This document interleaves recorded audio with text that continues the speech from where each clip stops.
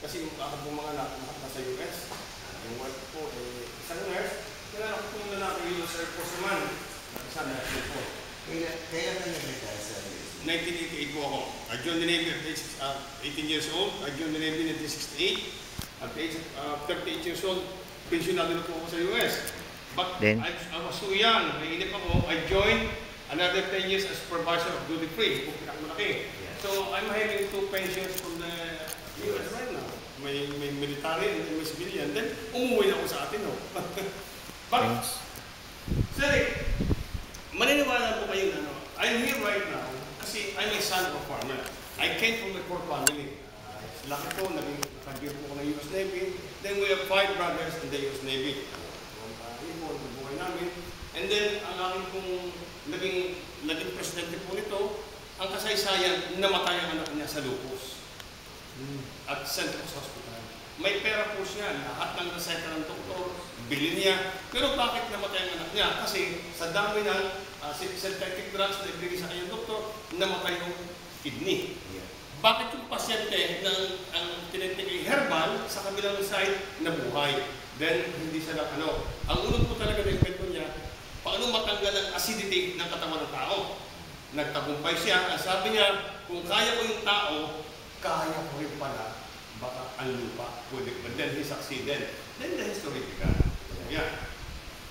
Sir Rick, siguro, help me something about first bago tayo mag-start. Kasi ang iba kasi, sinasabi, mahusay kami produkto. Then it's up to you to judge. Ito ba sinasabi ko? Hindi. Now, sir, siguro naman may lupa ako ba?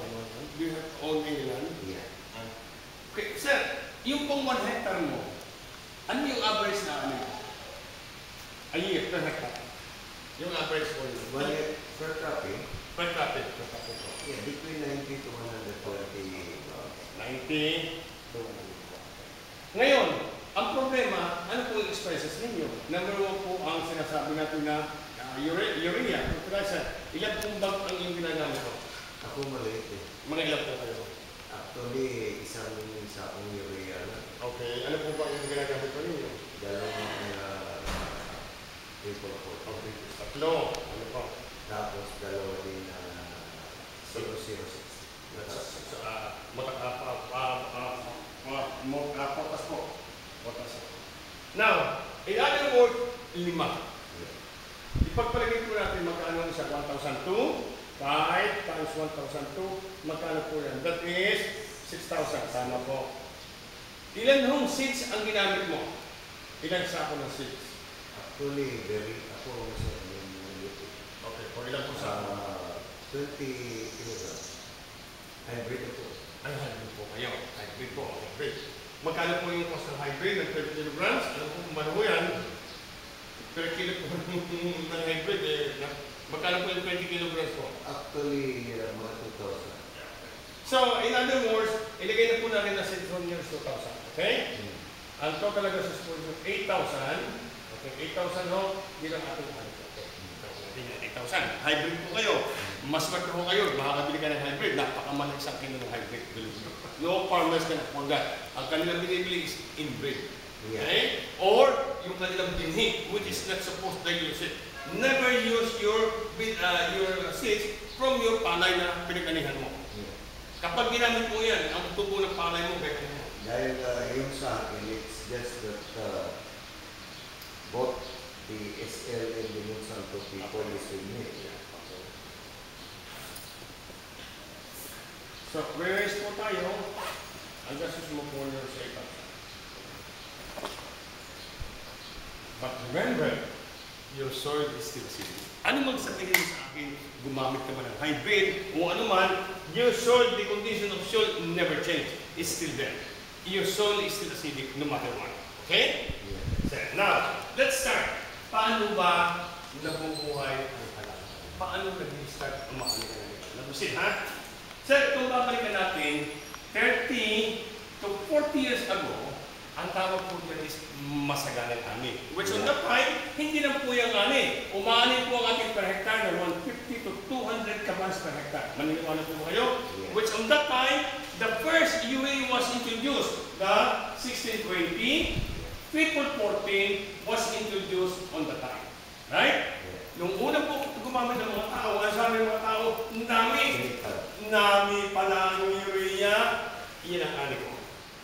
Totoo ba yun? Kuya Rick, Sige lang, sige. Sige lang, sige lang. Sige. Sir Rick Provido. Sir, ito po naman ang ating center sa Iloilo. May mga natin siya. Mr. Latika po siya. Siya po president ng senior citizen ng ano. Taga Calebo, pero Rodrigo po nagdako. Sa Iloilo na. Siya po ang ating may-ari na center dito sa Iloilo with our product, Only Foods. Napakasipag po niya. Now, sir, nung una tayong gumamit nito, ang sabi ng mga tao, aba, ang laki ng ani. Magandang paraan gumagamit ng urea. Okay, tama po ba yan, sir? Now, let's see. Ito po ang ating lupa. Ano muna pa po? Okay? Kung makikita mo, sir, ito po yung ating noon. Ang ating palay. Yan po ang lalaki ng buhay. That's the reason why mabigat ang palay, ang ating ani ay yan. But you use this. Let's see po. So, kung ito, okay, let's see what happens. All the time po, kung tutuusin natin, sir, help me on biology and science, as you know also, magmula ho dito, nagiging po yan. Carbon dioxide. Ano po yung carbon dioxide? That is the production of organic matter na galing po sa ilalim, combination of water. Okay po? Magmula po rito, yan po ay magiging photosynthesis. Tama po ba yan? What is photosynthesis po? Ang photosynthesis naman is the complex production of organic matter galing po naman sa carbon dioxide and also for water. Photosynthesis. Napakakalaga po ito because this is the ability of the plant to absorb energy from the sun. Okay po. Now, sir, pag umalis po tayo ng photosynthesis, yan po ay mag-convert sa sinasabi natin chlorophyll. Napakahalaga po na dalawa yan. Ano man po chlorophyll? Yan po ang sinasabi natin green pigment ng isang halaman through the aid of photosynthesis. Kasi kung wala po itong dalawa, yan po laging kombinasyon. Okay, so, magandang halaman mo. Ito po yung unang panahon. And then, mag-umpisa po dito, magiging oxygen po yan. Yan yung ating ginagamit ko ngayon is because of the rotation of the plant. Now, Sir Rick, kung meron palang oxygen, meron palang buhay sa ilalim. Ano po yung buhay na dapat natin ingatan? Ang tama po dyan is microbes. Yeah. In other words, microorganism. O yan, na. Ano po ba ang trabaho po ng microbes? Okay, una sir, paano ba nabubuhay ang halaman? Number one is what? Sunlight, water, ano po? Yan, fertilizer, nutrients. Po. At ang iba, ang sinasabi, ngayon, nakita natin mga chicken duck, kung ano-ano, ang kanilalagay po na ay compost. Tulong mo yan? Maraming naglagay. Yan, dolomite. Isa na ho sa sinasabi ng calcium yan. Ilalagay mo nila dyan eh. Ngayon ho, ito ang problema. Ang ibig sabihin para sir, yung pong microbes, microorganism, ito ang God-given to us na sinisira ng mga tao. Number one, anong unang-una? Huwag mong susunugin ang mga dayami. Kapag ikaw ay nagsunod ng dayami, ang unang makipagtuwa na ito. Because on that time, 30 to 40 years ago, sir, ang inyong microbes is billions. There's billions of them, okay? Ano ba talaga ang trabaho ng microbes? Ito pong microorganism, siya po ang nagpo-proseso o nagluluto ng mga fertilizer, ang fertilizer to become nitrate. Kapag hindi naging nitrate yan, hindi pwedeng kainin niya ng halaman. Kasi, halimbawa si Dennis, pinakain ko ng 1 kilong hilaw ng baboy, ano kaya pakaramdam mo kainin mo yung hilaw na baboy? Is the same thing with the plant. Yung sinasabi nating microbes, sila ang nagpo-proseso, niluluto ang mga fertilizer o compost para maging nitrate at ipakain dito sa halaman. Ang ibig sabihin, noong unang panahon, ang ating halaman punong-puno ng micronutrients. Tama kasi, boron, magnesium, sulfur, andyan yan. Buong-buo sila kasi ang cycle ng ating halaman ay buo siya. Yes, buo. Now, anong nangyari sir ngayon? Bakit ang aming kambas sa buong Iloilo hanggang Panayanan hanggang Antique per hectare, ang amin nila ay 60, 70, pinakamataas ng 80 kabas per hectare. Anong nangyari doon sa... Anong nangyari ba? Bakit ngayon? Sir, ito totoo. What happened right now, ang ating magsasaka, sir, gumagamit na rin ng 5 sacks of binhi. Would you believe that? Ang dami! Yeah. So, gumagamit sila ngayon. Ha? Direct seeding. Direct seeding, ang gumagamit sila ng 5 sako na urea. Now, ito ang masakit. Noong unang panahon, dire-diretso yung cycle ng maraming microorganism, billions of them, then go ahead and process the any organic matter at ipinakakain sa halaman para food pyramid. Okay? Yan po po. Now, ano pong nangyari ngayon? Ito ang masakit. Because this product was introduced, the 1620, 1414, tingnan natin po kung anong naging effect na sa atin. 1414. Okay? Ang isang bag dennis ng 1414 is how many kilos? 50 kilograms. Right? Now, lahat ng urea, they are volatile. Tandaan mo ha? Ilagay mo yan, lumili pa yan. You only get 50%, so 40% of 50% of 14 is 7 lang talaga ang napapapunta sa iyong halaman. Okay? Ang masakit, nawawala, sir, Rick, ang 99. Isipin mo, per bag of 1414 na ginagamit mo sa iyong halaman, ang nawawala is 29 kilos. Saan papunta yun? Ang 29 kilos, they call it Voltaire. Or, in other words, ang tawag din is gypsum or sodium carbonate, or in other words, apo. Iyan at diyan nakakapit ang abono. Kasi kung wala sa holder, hindi mabubuo ang abono natin. Now, ang iyong napapunta sa halaman mo is only 21%. Nawawala ng 29. Sir Rick, yung kung 29, remember, apog is a component of cement. Ang ibig sabihin niyan, yung 29%, ayan ang naiwan dyan. Ayan, naiwan sa iyong lupa. Sinemento mo. Yan. Ang nangyari, naging compact na ang lupa mo, aba, yung cycle, naputol. Simentar. Hindi na makapasok yung hangin. At ano nangyari sa microbes? Sila ay die. Siguro ngayon, sir, kahit na sino dito, ang kanilang microbes before is billion, now siguro 1,000 lang. It's only 1,000 left because na hindi makapasok. Kaya ilan nangyari ngayon? Now, kita po ninyo, naghagi sila ng 5 sako na binhi. Iyan ang kanilang palay ngayon. Ang dami, dikit-dikit, at ang masakit, ang buhay ay maliit na nasa yung buhay 50 years ago. Sir, kung inyong gagamutin ngayon ito, subukan na, any pa nito. Pag ginabot mo yan, ang kulay ng kanyang ugat is brown. Because the micronutrients, yung unang araw, ang ugat niya kung hanggang dito, abot-abot mo, all the minerals on the bottom of the soil, kaya-kaya niya, andyan niya ang magnesium, boron, andyan siya kuha. At ang nawawala dito ang masakit, na hindi makuha ng halaman, sir, go ahead. Go ahead.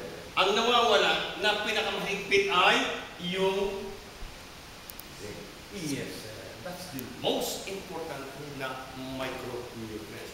Kasi ang sinso has a special enzyme, siya magde-decide kung pangit o maganda ang halaman. Without this, ay paano nga niya maaabot ang iyong ugat nga ng iyong palay nakatungtong na lang dito. It's just on top of the soil. Wala, hanggang diyan lang siya. Hindi katulad ng unang araw, ng unang panahon, look at yung ugat ng ano. Ha?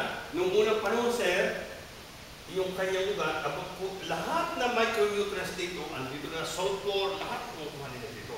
Ngayon, ang iyong palay nakatungtong na lang sa ibabaw, hanggang doon ka na lang. Anong binibigay mo? NPK na. NPK. Nitrogen, potassium, phosphorus. Hanggang doon na lang siya. Nasa nga ng minerals. Kaya nga ang halaman, nag-yellow. Makikita mo, bakit yellow palaya niya?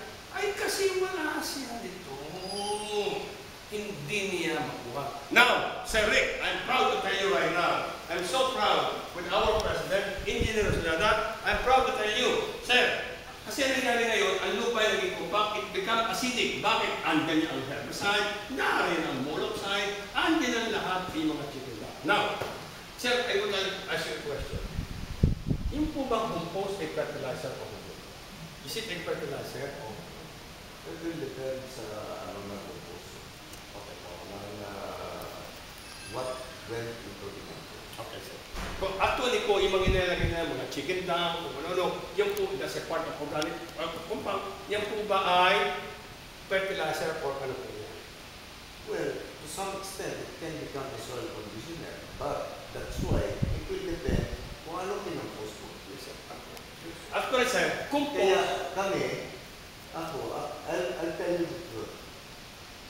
We are injecting directly into the soil. What we call the, what do you call this? Yung concentrated microorganism. It has fixing bacteria, solubilizing bacteria, and demineralizing bacteria. na, sa amin po ganito, kung pa, yung mga nakikita ko natin dito, crack na chicken dung, ang nilalagay na, sir, this one is called organic matter. Organic matter. Yan po itong ginagawa nila, yan po ang magiging bahay ng napitirang microbes para muli silang dumami. Okay? Because this will be the habitat ng microbes para muli silang dumami.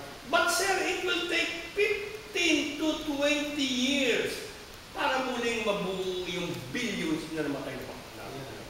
Now, we're proud to tell you right now, we have a product here. This is, we call it MI, Mycoplasma. This is a beneficial bacteria. Lactobacillus area lang ito po ang parang bacteria. Ngayon, ito po yun. Sir, we promise you, in a matter of 15 days, 15 days only, I will turn your soil alkaline. Yung pong acidity nito, 95% ito po ay man-neutralize natin. Para yung pong hangin na naputol dito, muling papasok yan. And it will give you billions of bacteria right away in a matter of 15 days. And it will prove to you, makikita mo sir, ang lupa mo ay greenish, lumot. Parang maglulumot-lumot yun eh.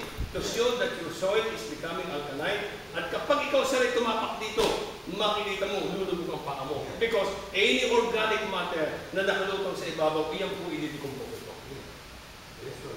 Yes sir.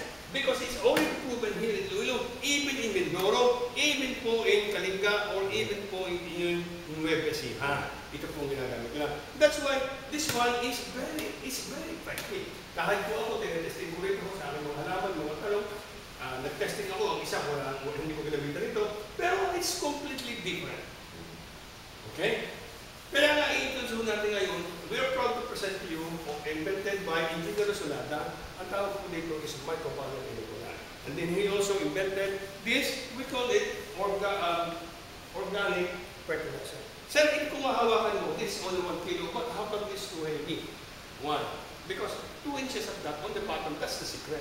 That is composed of 18 micronutrients na kinakailangan ng halaman. Okay? Yeah po, this also has NPK, 5.8, 5.7, 5.6. But, look at the secondary, and then yung pong natitira natin, mga boron po, andito po ito. Mga zinc, andito po yan. Mabigat po ito. Pero why only 1 liter napakabigat? Because we have a secret, the president, 2 inches of this and the bottom, that's the main secret. Kaya kinakailangan po yung pag ginamit, hahalukaying mabuti ito para maging active completely.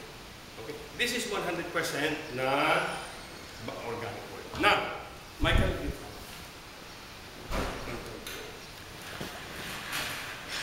sir, may question po kayo bago namin ipakita ko sa inyo yung aming.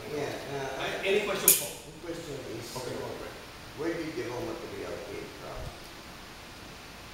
Itong raw materials po? Yeah. Raw materials po, right po, ang kanyang tantay na sa Bicol region. Nakita ko po ang kanya, ito po isang madaling na bodega. It's a very dark na bodega. Na siya po, ang kanya pong holder is DI, first class na darak. Yung pong first class na darak niyan, diyan po kumakapit po yung kanyang ginagawang bacteria. Which is para po kayong uminom na Yakult. Saan sa Bicol? Sa Albay po, Albay. Lactobacilli para pong Yakult. Ito po ang kanyang bacteria. Okay po? Yung pong ating holder is first class na darak, labhang. Pero doon po nakakapit ang kanyang bacteria. Nakita ko ang ganda po ng tanong niya. Nobody can go That there. is substrate niya is the Ang kanya po holder. substrate, yeah. Yeah. That they call that the substrate. Substrate, That's where yung it, holder. it slips. Yeah, yes, sir. That's Pero it. makikita po niya, napakaganda po ang kanyang It's a secluded area. Wala po nakakalapit kundi special ng tao lang mga technician po nila. Because he doesn't want any imitation of his product to be provided. Napakatong po ito. The same po ang kanya pong plantation, ang kanya pong bodega doon din po sa Bicol. Okay, sa po yan. Any major question po sa halaman po natin? Wala. Actually, to me, that's very, Sir, but you understand, sir, bakit nawala na yung ating ani ng 150 to 200